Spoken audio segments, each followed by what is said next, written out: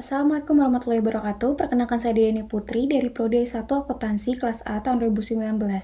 Dalam video kali ini, saya akan memaparkan beberapa materi yang sudah saya pelajari dan pahami tentang pendidikan kewarganegaraan. Dimulai dari materi pertama, yaitu tentang hakikat dan pentingnya pendidikan kewarganegaraan.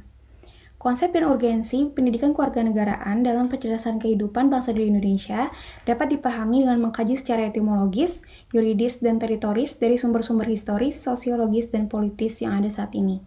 Secara etimologis, pendidikan kewarganegaraan dibentuk oleh dua kata, yaitu pendidikan dan kewarganegaraan.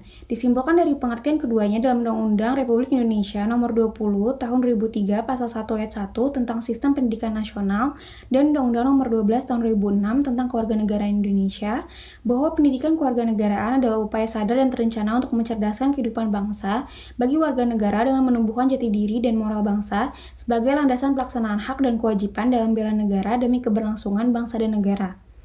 Dari pengertian tersebut, kita dapat memahami bahwa pendidikan kewarganegaraan menekankan pada pembentukan warga negara agar memiliki rasa kebangsaan dan cinta tanah air. Negara perlu menyelenggarakan pendidikan kewarganegaraan karena setiap generasi adalah orang baru yang harus mendapat pengetahuan, sikap atau nilai dan keterampilan agar mampu mengembangkan warga negara yang memiliki watak atau karakter yang baik dan cerdas untuk hidup dalam kehidupan bermasyarakat, berbangsa, dan bernegara sesuai dengan demokrasi konstitusional. Urgensi pendidikan kewarganegaraan dalam pencerdasan kehidupan bangsa saat ini telah dituangkan dalam Undang-Undang RI Nomor 20 Tahun 2003 tentang Sidiknas Pasal 37 Ayat 1 huruf B dan pada Ayat 2 huruf B yang menyatakan bahwa kurikulum pendidikan dasar, menengah, dan tinggi wajib memuat pendidikan kewarganegaraan. Selanjutnya, materi kedua tentang identitas nasional. Apa itu identitas nasional? Identitas nasional memiliki arti jati diri, yakni ciri-ciri atau karakteristik, perasaan atau keyakinan tentang kebangsaan yang membedakan bangsa Indonesia dengan bangsa lain. Apabila bangsa Indonesia memiliki identitas nasional, maka bangsa lain akan dengan mudah mengenali dan mampu membedakan bangsa Indonesia dengan bangsa lain. Menurut sumber legal formal, 4 identitas nasional utama meliputi bendera, bahasa, dan lambang negara serta lagu kebangsaan. Identitas nasional sangatlah penting agar bangsa Indonesia dikenal oleh bangsa lain. Apabila kita sudah dikenal oleh bangsa lain, maka kita dapat melanjutkan perjuangan untuk mampu eksis sebagai suatu bangsa di kancah internasional dan dapat bekerja sama untuk saling memenuhi kebutuhan satu sama lain. Selain itu, dengan saling mengenal identitas, maka akan tumbuh rasa saling hormat, saling pengertian, dan tidak ada stratifikasi dalam kedudukan antar negara dan bangsa. Itulah mengapa peran identitas nasional sebagai alat mempersatukan bangsa sangatlah penting. Pada dasarnya, identitas nasional terbentuk karena adanya suatu tujuan yang berfungsi sebagai alat pemersatu yang menjadikan suatu negara berbeda dari negara lain.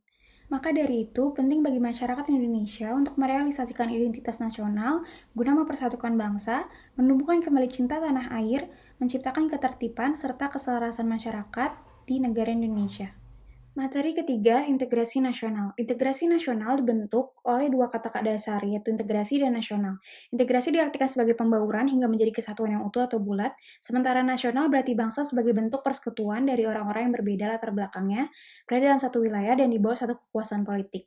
Integrasi bangsa diperlukan guna membangkitkan kesadaran akan identitas bersama, menguatkan identitas nasional, dan membangun persatuan bangsa.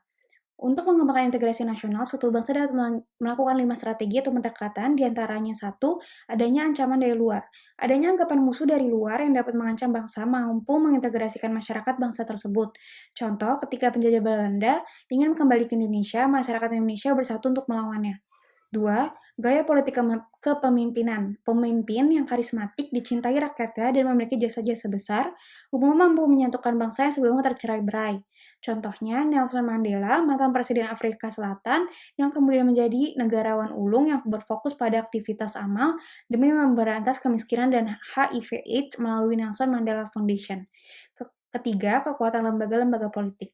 Birokrasi yang satu dan padu dapat menciptakan sistem pelayanan yang sama, baik dan terima oleh masyarakat yang beragam. Pada akhirnya, masyarakat bersatu dalam satu sistem pelayanan. Keempat, ideologi nasional. Jika suatu masyarakat meskipun berbeda-beda tetap menerima satu ideologi yang sama, maka memungkinkan masyarakat tersebut bersatu. Bagi bangsa Indonesia, nilai bersama yang bisa mempersatukan masyarakat Indonesia adalah Pancasila. 5. Kesempatan pembangunan ekonomi. Membangun fasilitas infrastruktur seperti jalan, gedung pertemuan, lapangan olahraga, dan pasar merupakan contoh kebijakan penyelenggaraan negara yang memungkinkan mampu mengintegrasi masyarakat. Dengan pembangunan ekonomi yang merata, maka hubungan dan integrasi antar masyarakat akan semakin mudah dicapai. Materi keempat, nilai dan norma konstitusional. Konstitusi adalah seperangkat aturan atau hukum yang berisi ketentuan tentang bagaimana pemerintah diatur dan dijalankan. Konstitusi menjadi salah satu syarat terbentuknya suatu negara, karena tanpa adanya sebuah konstitusi, kemungkinan tercapai sebuah tujuan negara sangat kecil, karena tidak tercipta sebuah persepsi yang sama antar individu dalam sebuah negara. Dari sini kita dapat melihat seberapa vital posisi konstitusi dalam kehidupan ketatanegaraan suatu negara. Namun, adanya konstitusi dalam sebuah negara tidak menjamin suatu negara tersebut menjadi negara yang baik. Karena walaupun konstitusi merupakan hukum tertinggi, tetapi konstitusi dibentuk oleh manusia sehingga belum tentu adanya keberpihakan dan dapat terjadi penyalahgunaan konstitusi. Inilah alasan mengapa pentingnya konstitusi dalam kehidupan berbangsa dan bernegara, yaitu untuk membatasi kekuasaan pemerintah sedemikian rupa sehingga penyelenggaraan kekuasaan tidak bersifat sewenang-wenang. Selain itu, konstitusi juga menjamin hak-hak asasi manusia dan warga negara atau HAM, baik dalam bentuk tertulis maupun tak tertulis, dan dijadikan landasan penyelenggaraan negara atau landasan konstitusionalisme yang dijunjung tinggi oleh semua warga negaranya. Konstitusi juga diperlukan untuk membagi kekuasaan dalam negara sehingga mencegah munculnya kekuasaan yang bersifat otoriter. Dalam sistem hukum di Indonesia, lembaga negara yang berwenang membuat dan mengubah konstitusi adalah Majelis Permusyawaratan Rakyat atau MPR. MPR terdiri dari DPR dan DPD yang dipilih melalui pemilihan umum. Materi kelima, hak dan kewajiban warga negara. Apa yang dimaksud hak dan kewajiban? Hak adalah kuasa untuk menerima atau melakukan sesuatu yang semestinya diterima atau dilakukan oleh pihak tertentu. Dalam hal ini tidak bisa dilakukan atau diterima oleh pihak yang lain. Sedangkan wajib adalah beban untuk memberikan sesuatu yang semestinya diberikan oleh pihak tertentu, sehingga kewajiban merupakan sesuatu yang harus dilakukan. Kewajiban tidak bisa diberikan oleh pihak yang lain dan sifatnya bisa dituntut secara paksa jika tidak dipenuhi. Dalam hal kewarganegaraan, hak dan kewajiban warga negara merupakan wujud dari hubungan warga negara dengan negara yang bersifat timbal balik, sehingga warga negara memiliki hak dan kewajiban terhadap negara, sebaliknya pula negara memiliki hak dan kewajiban terhadap warga negara. Hak warga negara menurut Undang-Undang Dasar 1945 adalah 1. Persamaan kedudukan dalam hukum pemerintahan. 2. Hak atas pekerjaan dan penghidupan yang layak. 3. Hak dalam upaya pembelian negara.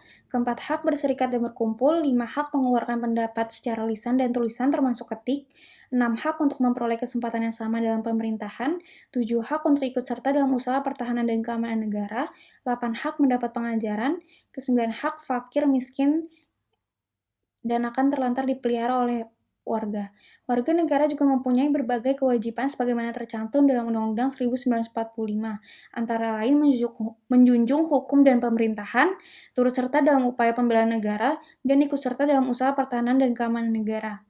Dan kewajiban lain yang diatur dalam aturan perundang-undangan seperti membayar pajak, menghargai warga negara, memenuhi panggilan aparat penegak hukum, memelihara kelestarian lingkungan, memelihara persatuan dan kesatuan bangsa, serta ikut memelihara fasilitas dan kepentingan umum. Materi ke-6, demokrasi Pancasila. Secara etimologis, demokrasi berasal dari bahasa Yunani yaitu demos yang berarti rakyat dan kratos atau kratein yang berarti pemerintahan atau kekuasaan.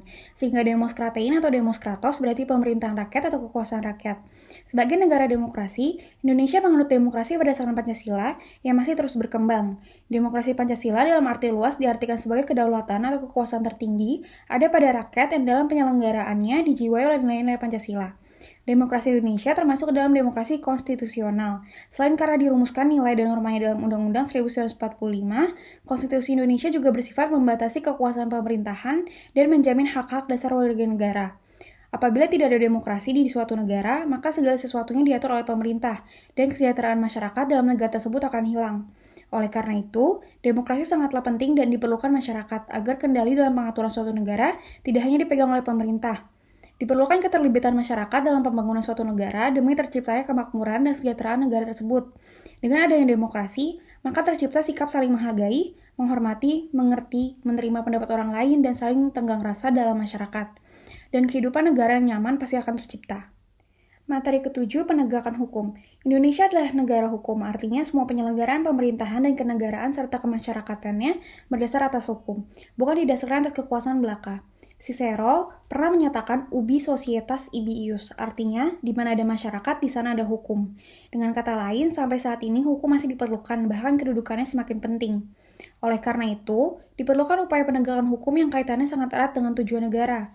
Dari bunyi alinea keempat pembukaan Undang-Undang Dasar Negara Republik Indonesia tahun 1945 ini dapat diidentifikasi bahwa tujuan negara Republik Indonesia pun memiliki indikator yang sama sebagaimana yang dinyatakan Kranenburg, yakni melindungi segenap bangsa Indonesia dan seluruh tumpah darah Indonesia, memajukan kesejahteraan umum, mencerdaskan kehidupan bangsa, dan ikut melaksanakan ketertiban dunia yang berdasarkan kemerdekaan, perdamaian abadi, dan keadilan sosial. Agar negara dapat melaksanakan tugas dalam bidang ketertiban dan perlindungan warga negara, maka disusunlah peraturan-peraturan yang disebut peraturan hukum. Peraturan hukum mengatur hubungan antara manusia satu dengan manusia lainnya, di samping mengatur hubungan manusia atau warga negara dengan negara, serta mengatur organ-organ negara dalam menjalankan pemerintahan negara. Ada dua pembagian besar hukum. Pertama, hukum privat, hukum yang mengatur hubungan antar manusia atau individu yang menyangkut kepentingan pribadi, misalnya masalah jual beli, sewa menyewa, pembagian waris. Kedua, hukum publik atau hukum yang mengatur hubungan antara negara dengan organisasi negara atau hubungan negara dengan perseorangan yang menyangkut kepentingan umum. Misalnya masalah perampokan, pencurian, pembunuhan, penganiayaan, dan tindakan kriminal lainnya. Peraturan-peraturan hukum baik yang bersifat publik maupun yang privat harus dilaksanakan dan ditegakkan dalam kehidupan bermasyarakat, berbangsa, dan bernegara. Hukum bertujuan untuk mengatur kehidupan dan ketertiban masyarakat.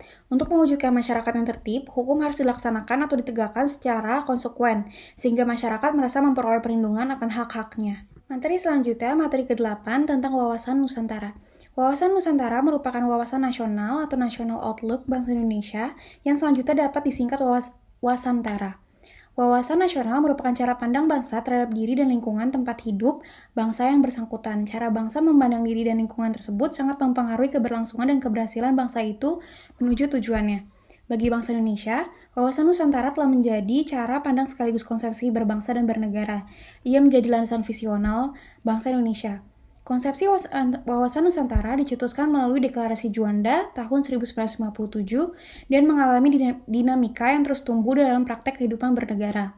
Wawasan Nusantara pada dasarnya adalah pandangan geopolitik bangsa Indonesia. Apa itu geopolitik? Geopolitik dimaknai sebagai ilmu penyelenggaraan negara yang setiap kebijakannya dikaitkan dengan masalah-masalah geografi, wilayah, atau tempat tinggal suatu bangsa. Dengan adanya konsepsi wawasan Nusantara, wilayah Indonesia menjadi sangat luas dengan beragam isi flora, fauna, serta penduduk yang mendiami wilayah itu.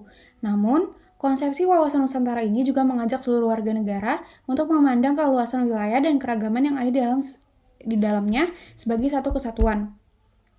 Konsep wawasan Nusantara menciptakan pandangan bahwa Indonesia sebagai suatu kesatuan wilayah merupakan satu kesatuan politik, sosial, budaya, ekonomi, serta pertahanan dan keamanan. Dalam arti lain, wawasan Nusantara tidak hanya berpandangan pada keutuhan wilayah, tetapi juga persatuan bangsa.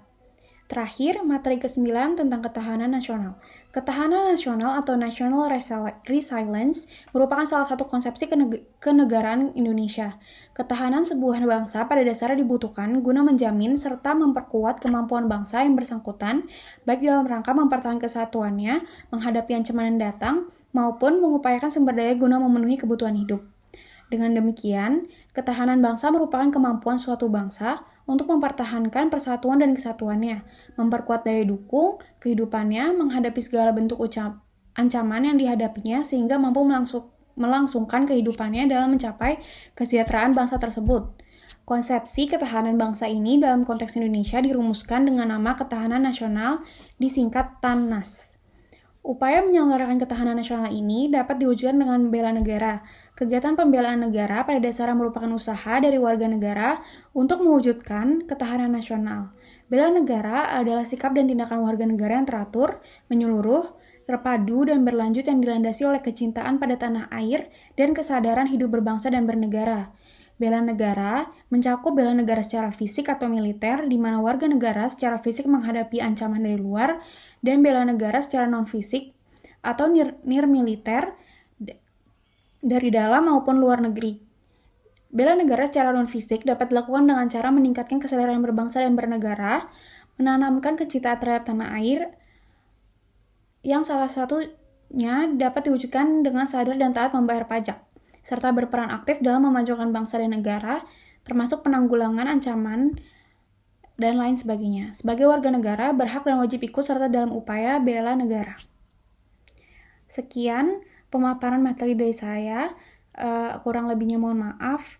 Assalamualaikum warahmatullahi wabarakatuh.